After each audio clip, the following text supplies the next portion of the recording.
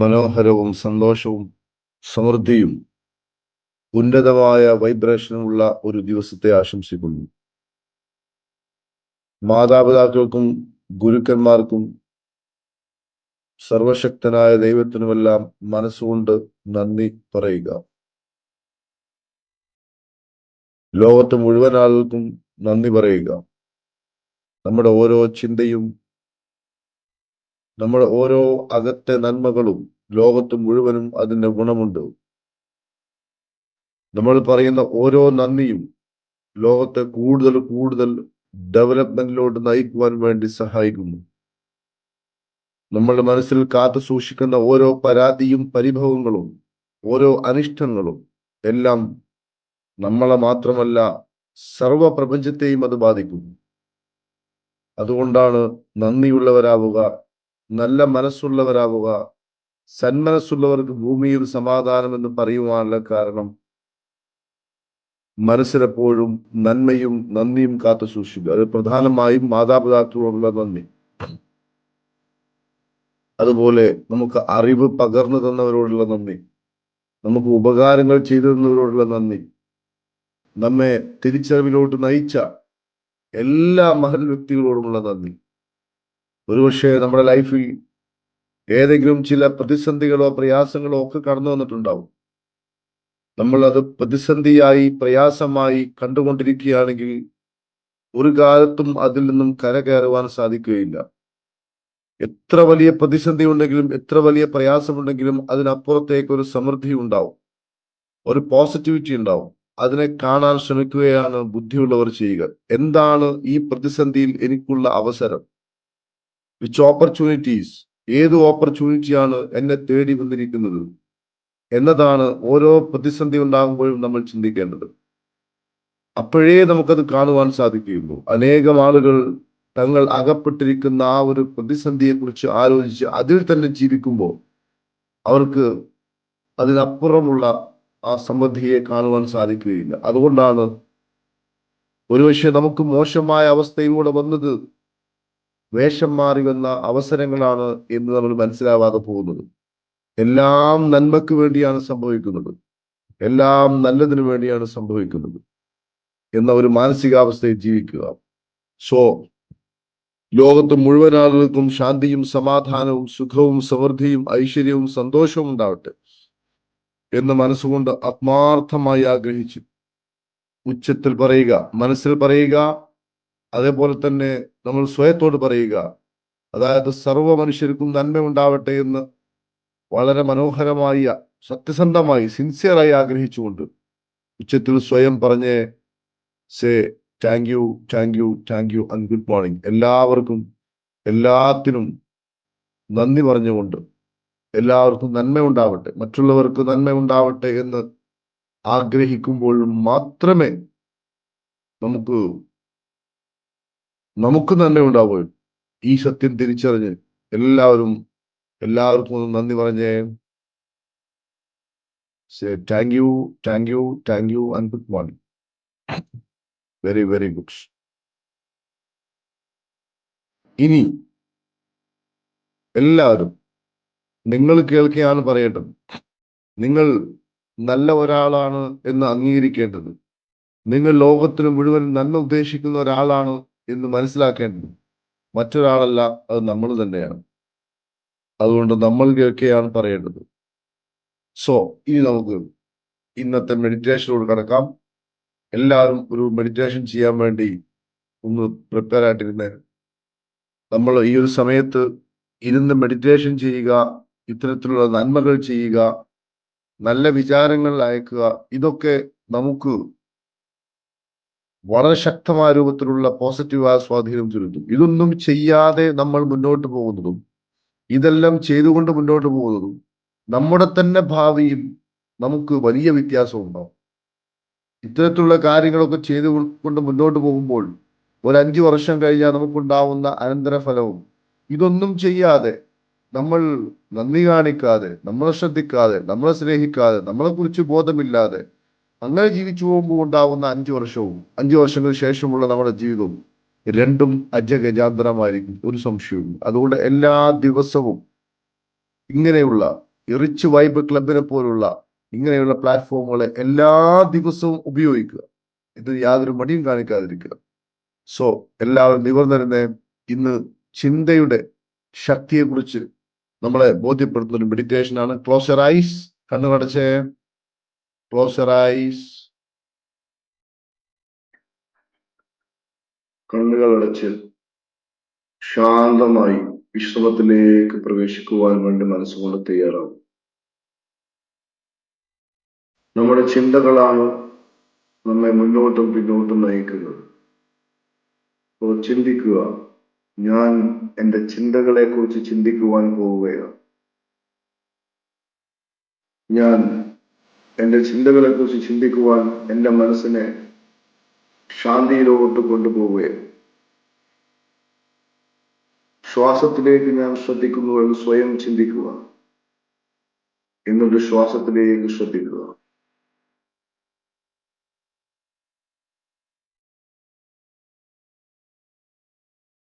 മാതാവിന്റെ ഗർഭാശയത്തിൽ നിന്നും പൊക്കിൾക്കൊടിയുടെ ആയിരുന്നു നമ്മൾ ജീവിതം നിലനിർത്തിയിരുന്നത് എങ്കിൽ ഇന്ന് ശ്വാസം എന്ന് പറയുന്ന കാണാത്ത ഒരു ചരടിലൂടെയാണ് ഈ പ്രകൃതി നമ്മെ ബന്ധിപ്പിച്ചത്.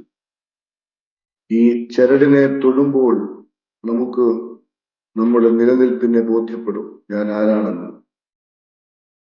ഇതാണ് കയറ്, ശ്വാസമാണ് കയറ്. നമ്മൾ ഈ ലോകത്തിലേക്ക് വന്നപ്പോൾ ആദ്യം ചെയ്ത ജോലി, ഏറ്റവും കഷ്ടപ്പെട്ട ജോലി ശ്വാസം എടുക്കുക എന്ന ജോലിയാണ്. അതെടുക്കുവാൻ നമ്മൾ അനുഭവിച്ച ആ സ്ട്രെയിനിന്റെ അടിസ്ഥാനത്തിൽ നമുക്ക് ട്രോമകൾ വരെ ഉണ്ടാവുമെന്ന് പറയുന്നു. സോ ഒരു ബ്രീത്ത് എടുക്കുന്നു, അവസാനം ഈ ലോകത്ത് നിന്ന് നമ്മൾ വിട പറയുമ്പോൾ ചെയ്യുന്ന അവസാനത്തെ ജോലി ശ്വാസം വിടുക എന്നതാണ്. ഈ എടുക്കലിന്റെയും വിടലിന്റെയും ഇടയിലുള്ള ചുരുങ്ങിയ സമയം മാത്രമേ ഈ ലോകത്ത് നമ്മൾ ജീവിക്കുന്നു. അത് ബോധത്തോടുകൂടി ജീവിച്ചാൽ നമുക്ക് പൊന്നു വിളയിപ്പിക്കുവാൻ സാധിക്കും, നമുക്കും ഈ ലോകത്തും. അതുകൊണ്ട് ശ്വാസത്തിലേക്ക് ശ്രദ്ധിക്കുക, ശ്വാസത്തിലേക്ക് ശ്രദ്ധിക്കുക. നിങ്ങൾക്ക് നിങ്ങൾ അന്തരാത്മാവുമായി ബന്ധപ്പെടുവാൻ സാധിക്കും. Concentrate your breath.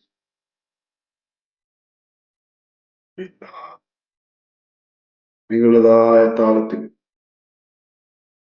സ്വയം ശ്വാസം എടുത്തു വിട്ടുകൊണ്ടേയിരിക്കും.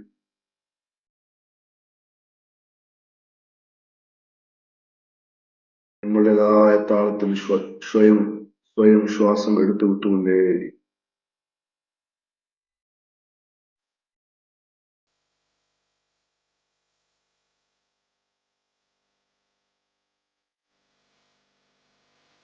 ശ്വാസം എടുത്തു വിടുമ്പോൾ നമ്മൾ പൂർണ്ണമായും ഒരു ബോധതലത്തിലേക്ക് പ്രവേശിക്കുന്നതായിട്ട് മനസ്സിലാക്കുവാൻ സാധിക്കും. ശ്വാസം എടുത്തുവിട്ടുകൊണ്ടേയിരിക്കുമ്പോൾ നമ്മൾ ബോധത്തിലേക്ക്, അവയർനെസ്സിലേക്ക് പ്രവേശിക്കുന്നത് നമുക്ക് മനസ്സിലാക്കുവാൻ സാധിക്കും.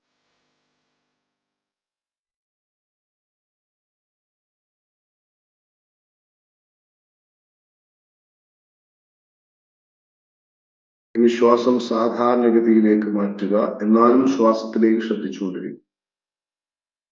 ശ്വാസത്തിലേക്ക് ശ്രദ്ധിച്ചുകൊണ്ട് നമ്മൾ ചിന്തിക്കുകയോ ശ്വാസത്തിൽ ശ്രദ്ധിച്ചുകൊണ്ട് നമ്മൾ തീരുമാനമെടുക്കുകയോ ചെയ്യുമ്പോൾ ആ തീരുമാനം പിഴക്കുവാനുള്ള സാധ്യത തുലവും വളരെ കുറവായിരിക്കും. ശ്വാസത്തിലേക്ക് ശ്രദ്ധിച്ചുകൊണ്ട് നമ്മൾ ഏതൊരു പ്രവൃത്തി ചെയ്യുമ്പോഴും നമ്മൾ ശക്തരായിരിക്കും. കാരണം ഈ നിമിഷം എന്ന് പറയുന്ന ജീവിതത്തിൽ ഏറ്റവും വിലപ്പെട്ട ആ ഒരു നിമിഷത്തിലായിരിക്കും നമ്മൾ ഉണ്ടാവുക. സോ ശ്വാസത്തിലേക്ക് ശ്രദ്ധിച്ചുകൊണ്ട് ശരീരത്തിന്റെ എല്ലാ ഭാഗങ്ങളെയും റിലാക്സേഷനോട് കൊണ്ടുപോയേ ശ്വാസത്തിലേക്ക് ശ്രദ്ധിച്ചുകൊണ്ട് റിലാക്സേഷനിലോട് കൊണ്ടുപോകുക.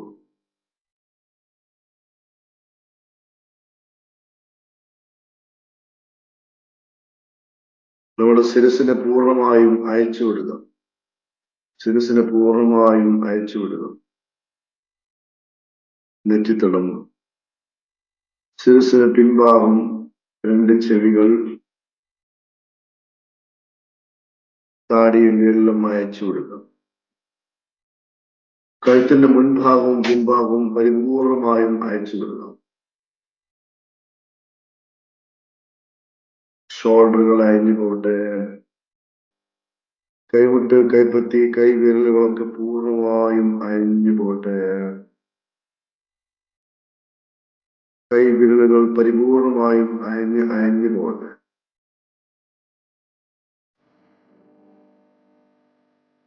ചെസ്റ്റ് പൂർണ്ണമായും അയഞ്ഞു പോട്ടെ. ചെസ്റ്റിലെ മസിലുകളൊക്കെ ലൂസാക്കി വിടുക. വയറ് എല്ലാം അയഞ്ഞു. പുറകുവശത്തെ സകല പേശികളും അയഞ്ഞു പോട്ടെ. ഊര നാഭി എല്ലാം അയഞ്ഞു പോട്ടെ. കാൽ മുട്ടുവരെയുള്ള ഭാഗങ്ങളെ അയച്ചുവിട്ട്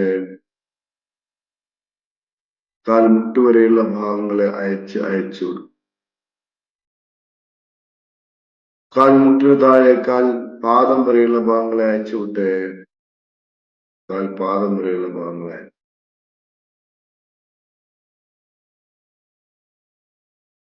കാലിന് വിരലുകൾ എല്ലാം അയഞ്ഞു പോകട്ടെ. കാലുകൾ നിലത്ത് ഭൂമിയിൽ സ്പർശിക്കുന്നത് അനുഭവിച്ചറിയും. ശ്വാസം എന്ന് പറയുന്ന ടോർച്ചിനെ ഉപയോഗിക്കുക. ശരീരം പൂർണ്ണമായും അയഞ്ഞു പോകുന്നതായിട്ട് ചിന്തിക്കുക.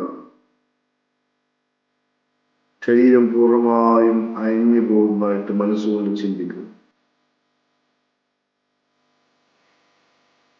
ശരീരം പൂർണ്ണമായും അയഞ്ഞു പോകുന്നതായിട്ട് മനസ്സുകൊണ്ട് ചിന്തിക്കുക.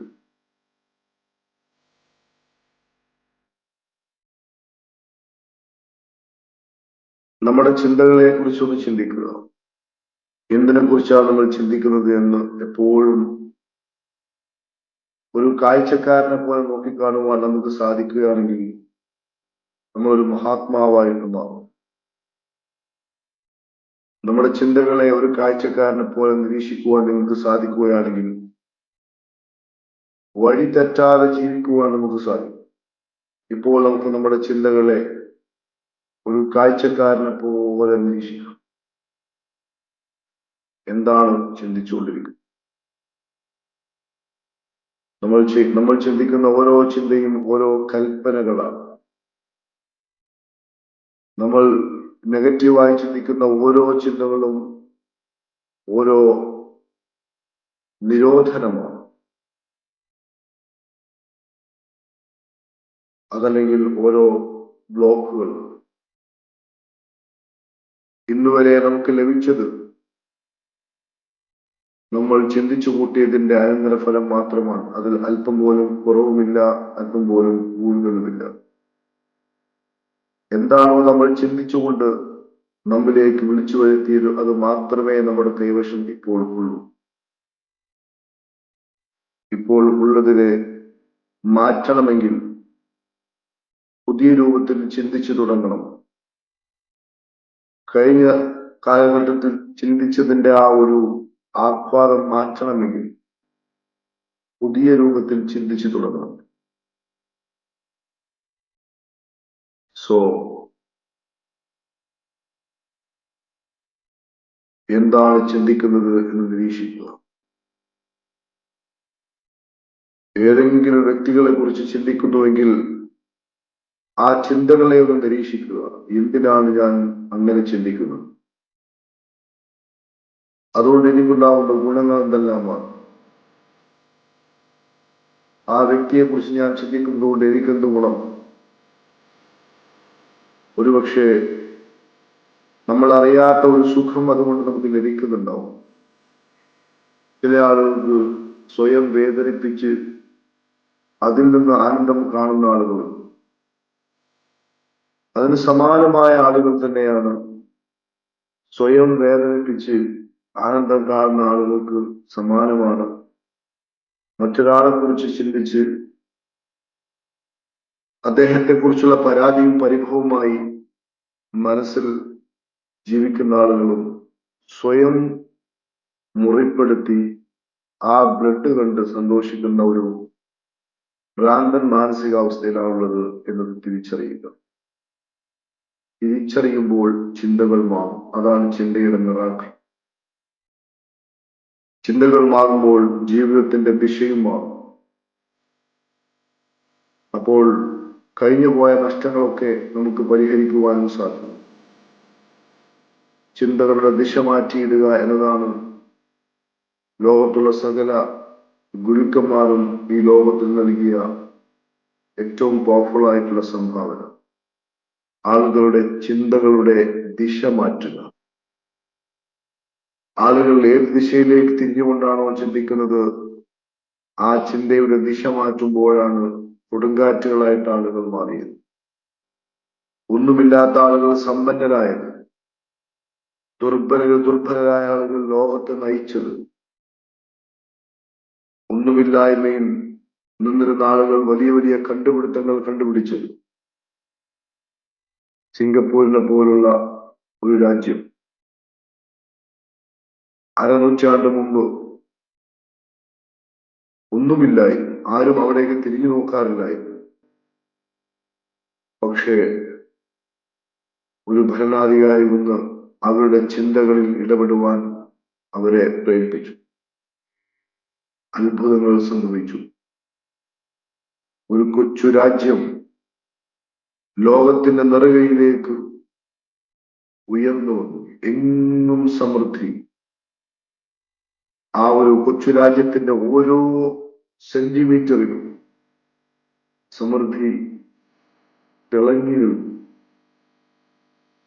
ലോകത്തിന്റെ മുമ്പിൽ അത്ഭുതമായി ഉയർന്നു നിൽക്കുന്ന ആ കൊച്ചു രാജ്യം അവിടെയുള്ള ആളുകളുടെ ചിന്താഗതി മാറിയതിന്റെ ഫലമായിട്ടുണ്ടായതാണ്. അവർക്ക് പുതിയ ഭൂമി ലഭിച്ചിട്ടുണ്ടായിരുന്നില്ല, അവർക്ക് പുതിയ വെള്ളം ലഭിച്ചിട്ടുണ്ടായിരുന്നില്ല, അവർക്ക് പുതിയ സൂര്യനെയോ പുതിയ കാറ്റോ കടലോ ഒന്നും ലഭിച്ചിട്ടുണ്ടായിരുന്നില്ല. പക്ഷേ അവരുടെ ചിന്തയിൽ മാറ്റം കൊണ്ടുവന്നപ്പോ അവർക്ക് സ്വയം സൃഷ്ടിക്കുവാനായി, പുതിയ സാഹചര്യങ്ങളെ സൃഷ്ടിക്കുവാനായി, പുതിയ അവസരങ്ങളെ സൃഷ്ടിക്കുവാനായി, അന്നുവരെ കാണാത്ത അതിസമ്പന്നമായ അവസ്ഥയിലേക്ക് 100% ആളുകളും സമ്പന്നരായ ഒരു രാജ്യമായി ആ നാട് മാറി. ഒരേ ഒരു കാര്യം, ചിന്തയുടെ ദിശ മാറി. ഉള്ളിന്റെ ഉള്ളിലേക്ക് നോക്കുക. എന്താണ് നമ്മൾ ചിന്തിച്ചുകൊണ്ടിരിക്കുന്നത്? ഓരോ ദിവസവും വൈകുന്നേരം ഉറങ്ങുന്നതിന് മുമ്പ് നമുക്ക് എന്ത് കിട്ടി? അത് ആ ദിവസത്തെ ചിന്തയുടെ ഫലമാണ്. എല്ലാ ദിവസവും വൈകുന്നേരം ഉറങ്ങുന്നതിന് മുമ്പ് എന്തെല്ലാമായിരുന്നു ഞാൻ ചിന്തിച്ചിരുന്നത് എന്ന് നിരീക്ഷിക്കുവാൻ സാധിക്കുകയാണെങ്കിൽ, അല്ലെങ്കിൽ ഓരോ നിമിഷവും നമ്മെ നിരീക്ഷിക്കുവാൻ സാധിക്കുകയാണെങ്കിൽ നമുക്ക് മനസ്സിലാവും നമ്മുടെ ചിന്തകൾ എങ്ങോട്ടാണ് പോകുന്നത് എന്ന്. അതിനെ സമൃദ്ധിയിലേക്ക് നയിക്കുവാൻ സാധ്യമാണ്. അതിനെ ആശ്വാസത്തിലേക്ക് നയിക്കുവാൻ സാധ്യമാണ്. അതിന്റെ സന്തോഷത്തിലേക്ക് നയിക്കുവാൻ സാധ്യമാണ്. അതിനെ സമൃദ്ധിയിലേക്ക് നയിക്കുവാൻ സാധ്യമാണ്. ചിന്തകളെ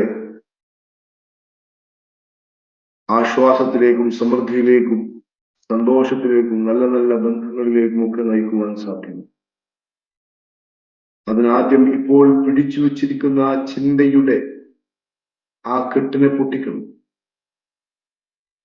നമ്മൾ ഇതാണ് ശരി എന്ന് വിചാരിച്ചുകൊണ്ട് നമ്മൾ രണ്ട് കൈകളിലും മുറുക്കി പിടിച്ച ആ ചിന്തകളെ പൂർണ്ണമായും ഉപേക്ഷിക്കണം. ഒന്ന് ഉപേക്ഷിക്കുമ്പോഴാണ് മറ്റൊന്ന് വരികയുള്ളൂ. ഒന്നും നഷ്ടപ്പെടുന്നില്ല, പുതിയതായിട്ട് പുതുക്കുക മാത്രമാണ് ഈ ലോകത്ത് സംഭവിക്കുന്നത്.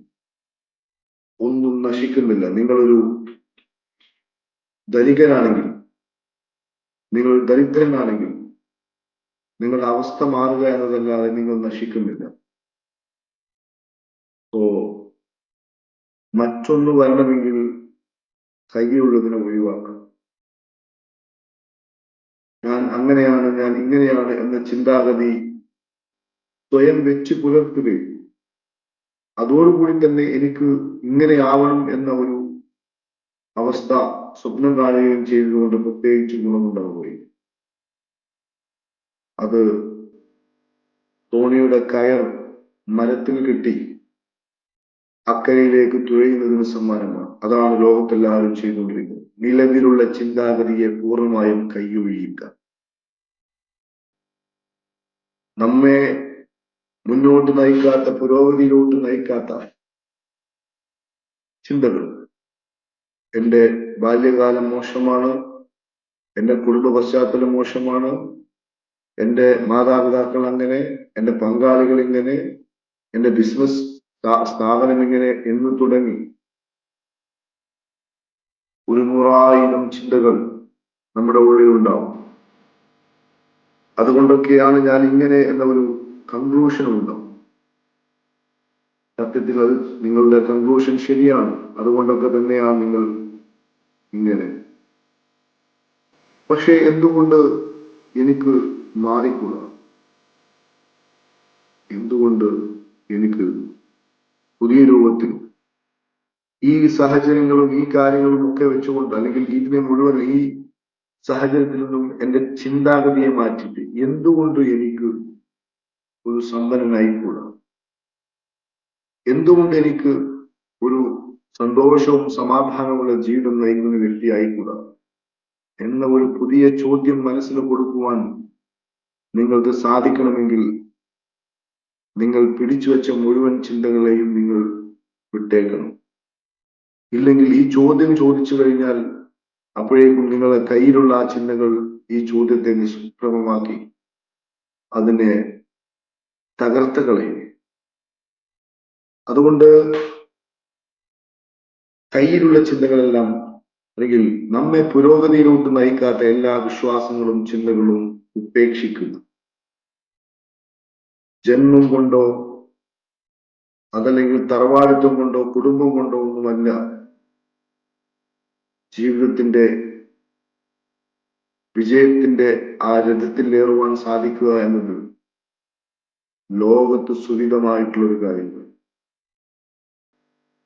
ഒരു രാജ്യത്തെ മുഴുവനും ഒരു വ്യക്തിക്ക് സ്വാധീനിക്കുവാൻ സാധിച്ചത്, ആ സ്വാധീനത്തിന്റെ ഫലമായിട്ട് ആ രാജ്യം മുഴുവനും ഓരോ ഇഞ്ച് സ്ഥലവും അതിമൂല്യമുള്ള സമ്പൽ സമൃദ്ധിയുടെ, അതിരില്ലാത്ത സന്തോഷത്തിന്റെ, അതിരില്ലാത്ത ആനന്ദത്തിന്റെ, അതിരില്ലാത്ത ആർദ്രതയുടെ, വഴക്കില്ലാത്ത, യുദ്ധങ്ങളില്ലാത്ത, കലഹങ്ങളില്ലാത്ത, കേൾക്കുന്ന വാർത്തകൾ മുഴുവനും സന്തോഷത്തിന്റെയും ശാന്തിയുടെയും ഒരു വിളനിലമായ രാജ്യമായി ഒരു രാജ്യത്തിന് മുഴുവനും മാറുവാൻ സാധിച്ചുവെങ്കിൽ അത് ആ രാജ്യത്തിന്റെ ആളുകളുടെ ചിന്താഗതിയുടെ പ്രത്യേകതയാണ്.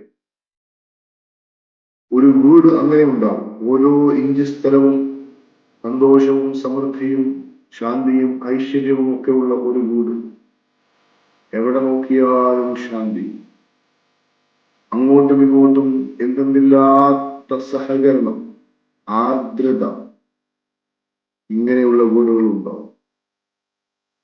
അത് ആ വീടിന്റെ 4 ചുമരുകളുടെ പ്രത്യേകതയല്ല, അവിടെ ജീവിക്കുന്ന ആളുകളുടെ ചിന്താഗതിയാണ്. സോ അങ്ങനെ ഒരു അവസ്ഥ നമുക്ക് സ്വപ്നം കാണണമെങ്കിൽ ഞാൻ ഇങ്ങനെയൊക്കെ ആയതുകൊണ്ട് ഇങ്ങനെയായി എന്ന ആ ചിന്ത ഒഴിവാക്കുക. നമ്മൾ അങ്ങനെയൊക്കെ ആയതുകൊണ്ട് നമുക്ക് ഇത്തരത്തിലുള്ള കാര്യങ്ങൾ കേൾക്കുവാനുള്ള അവസരം ലഭിച്ചു എന്ന് മനസ്സിലാക്കുക. ഈ പ്രകൃതി നമുക്ക് നന്മ മാത്രമേ നൽകുകയുള്ളൂ എന്ന് വിശ്വസിക്കുക. നന്മയിൽ അധിഷ്ഠിതമാണ് ഈ പ്രപഞ്ചത്തിന്റെ നിയമമെന്ന് വിശ്വസിക്കുക. അങ്ങനെ ചിന്തിക്കുക. ഈ അണ്ടകടാഹങ്ങളെ മുഴുവൻ പരിപാലിക്കുന്ന ഒരു ശക്തിയുണ്ടെങ്കിൽ ആ ശക്തിക്ക്, അതിനു മുമ്പിൽ നമ്മൾ ഒരു ആറ്റത്തിന്റെയോ അതിനേക്കാളും ചെറുതാണ് എന്ന് നമുക്ക് തന്നെ അറിയാം. അതുകൊണ്ട് നമ്മൾ എത്രയോ നിസ്സാരന്മാരാണ്. സോ ഈ പ്രപഞ്ച ശക്തിക്ക് നമ്മെ ദ്രോഹിക്കണമെന്ന് യാതൊരു ഉദ്ദേശവുമില്ല. നമ്മളായിട്ട് കൊണ്ടു നടത്തുന്ന നമ്മുടെ ചിന്തകൾ കൊണ്ടാണ് നമ്മൾ ദ്രോഹിക്കപ്പെടുന്നത് എന്ന പരമമായ യാഥാർത്ഥ്യം ഈ ഒരു നിമിഷം ഉൾക്കൊള്ളുക. ഇനി മുതൽ ചിന്തകളെ ഈ രൂപത്തിലേക്ക് മാറ്റുക. എന്റെ കഴിഞ്ഞുപോയ കാലം, എന്റെ കഴിഞ്ഞുപോയ ജീവിതം, അത് കഴിഞ്ഞുപോയി. അതിലെനിക്ക് ഇനി ഒന്നും ചെയ്യുവാനില്ല. ഇനി വരാനിരിക്കുന്ന ജീവിതം ഇതുവരെ വന്നിട്ടുമില്ല. എന്റെ കൈവശമുള്ളത് ഇപ്പോൾ ഈ നിമിഷമാണ്. ഈ നിമിഷത്തിൽ ഞാൻ എടുക്കുന്ന തീരുമാനങ്ങൾ, എന്റെ ചിന്തകൾ, അതാണ് എന്റെ ഇന്നലകളുടെ നഷ്ടങ്ങൾ നികത്തുവാനും നാളുകളുടെ നല്ല ഒരു സമൃദ്ധി എനിക്ക് സമ്മാനിക്കുവാനും സാധിക്കുന്നത് ഈ നിമിഷമാണ്. ഈ നിമിഷം ഞാൻ തീരുമാനിക്കുന്നു, കഴിഞ്ഞുപോയ കാലഘട്ടത്തിലെ എന്റെ അനാവശ്യമായ, എന്നെ പരാജയത്തിലേക്ക് നയിക്കുന്ന ചിന്തകളെ ഞാൻ ഉപേക്ഷിക്കുവാൻ തീരുമാനിച്ചു. എന്നെ മുറിപ്പെടുത്തിയ ആളുകൾക്ക് മുറിപ്പെടുത്തുവാനേ സാധിക്കുകയുള്ളൂ. അത് ഉള്ളിൽ കൊണ്ട് നടക്കുവാൻ എനിക്ക് അവകാശമില്ല. അത് ഉള്ളിൽ നിന്ന് ഒഴിവാക്കുക എന്നത് എന്റെ ബാധ്യതയാണ്. ഞാൻ അത് ഒഴിവാക്കിയിരിക്കും. അതാണ് പുറത്തു കൊടുക്കുക എന്ന് പറഞ്ഞാൽ, നമ്മുടെ ഉള്ളിൽ നിന്ന് ആ സംഭവം ഒഴിവാക്കുക എന്നതാണ്. അത് ചെയ്ത ആളെ സംബന്ധിച്ചിടത്തോളം അവർക്ക് അതിൻ്റെതായ കർമ്മഫലം അനുഭവിക്കേണ്ടി വരുന്നത്. പക്ഷെ അത് നമ്മെ ബാധിക്കാതിരിക്കുക, ഒരാളുടെയും പോയിന്റ് ഓഫ് വ്യൂ നമ്മൾ ജീവിക്കാണ്ടിരിക്കുക. സോ ഇന്നു മുതൽ ഞാൻ തീരുമാനിച്ചിരിക്കുന്നു, ഈ പ്രപഞ്ചത്തിന് എന്നോട് അതിരില്ലാത്ത സ്നേഹമാണ്. ആ സ്നേഹം ലഭിക്കാത്തതിന് കാരണം ഞാൻ തന്നെയാണ്. അതുകൊണ്ട് ഞാൻ ഈ പ്രപഞ്ചത്തെ മനസ്സിലാക്കി ജീവിക്കുന്നു. എന്റെ ചിന്തകളെ നിരീക്ഷിച്ചുകൊണ്ട് ഞാൻ ജീവിക്കും. എന്റെ വൈകാരികതയെ നിരീക്ഷിച്ചുകൊണ്ട് ഞാൻ ജീവിക്കുന്നു. ഞാൻ നല്ലത് പ്രതീക്ഷിക്കുന്നു. ഞാൻ ഈ പ്രപഞ്ച നിയമങ്ങളോട് യോജിച്ചു പോകും. ആരെയെങ്കിലും ദ്രോഹിക്കുവാനോ തർക്കിക്കുവാനോ ഒന്നും ഞാൻ മുതിരുന്നില്ല. ഒരാളെ ദ്രോഹിക്കുവാൻ വേണ്ടി നിങ്ങൾ ചിന്തിക്കുമ്പോൾ പ്രപഞ്ചം മനസ്സിലാക്കുന്നത് നിങ്ങൾ നിങ്ങളെ തന്നെ ദ്രോഹിക്കുന്നു എന്നതാണ്. പ്രപഞ്ചത്തിൽ നിങ്ങളെന്നോ മറ്റുള്ളവരെന്നോ വ്യത്യാസമില്ല. നിങ്ങൾ ഒരാൾക്കെതിരെ വാളോങ്ങുമ്പോൾ പ്രപഞ്ചം മനസ്സിലാക്കുന്നത് നിങ്ങൾ നിങ്ങളെ തന്നെ നശിപ്പിക്കുന്നു എന്നതാണ്. അതാണ് പ്രപഞ്ച സത്യം. അതുകൊണ്ടാണ് വാള് ഉറയിൽ തന്നെ ഇടുക, വാളെടുത്തവൻ വാളാൽ എന്ന് പറയുവാനുള്ള കാരണം. സോ പൂർണ്ണമായും സംശുദ്ധരാകുക. ഏതെങ്കിലും രൂപത്തിൽ നമ്മൾ ചെയ്തു പോയിട്ടുള്ള കാര്യങ്ങളുണ്ടെങ്കിൽ, നെഗറ്റീവായ കാര്യങ്ങൾ ചെയ്തു പോയിട്ടുണ്ടെങ്കിൽ അതെല്ലാം ഇപ്പോൾ ഉപേക്ഷിക്കുക. അതിന്റെ കുറ്റബോധങ്ങളുമായി പോയി നടക്കാതിരിക്കുക. ഇനി അത്തരത്തിലുള്ള കാര്യങ്ങൾ ഏർപ്പെടാൻ തയ്യാറല്ല എന്ന് മനസ്സുകൊണ്ട് തീരുമാനിക്കുക. എന്റെ ചിന്തകൾ, എനിക്ക് ആവശ്യമായ ചിന്തകൾ എന്തെല്ലാമാണെന്ന് കണ്ടുപിടിച്ച് ഞാൻ അങ്ങോട്ട് സെറ്റ് ചെയ്യും എന്ന് സ്വയം മനസ്സിൽ വിചാരിച്ചുകൊണ്ട്, സ്വയം പ്രതിജ്ഞ എടുത്തുകൊണ്ട് നമുക്ക് ഈ വിഷമത്തിൽ പുറത്തോട്ട് വരാം. ഓരോ നിമിഷവും പുതിയ ചിന്തകൾ.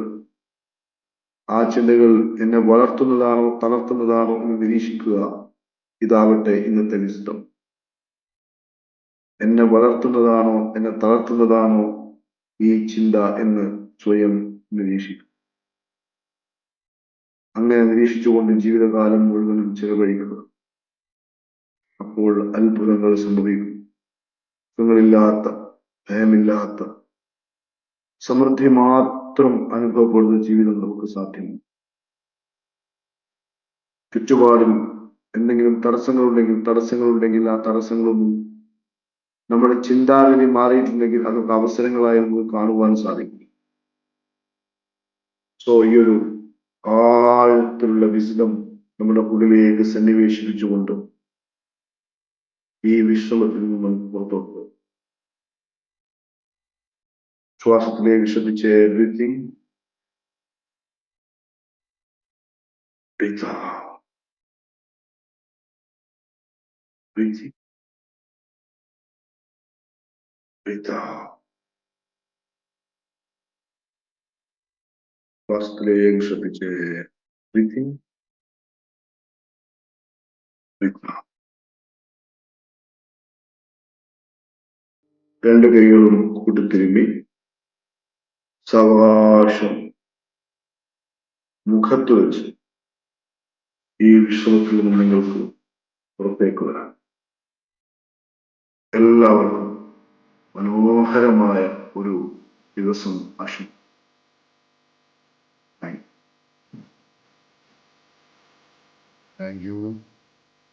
Thank you my dear friends. വളരെ സന്തോഷം. അതിലേക്ക് എല്ലാവരും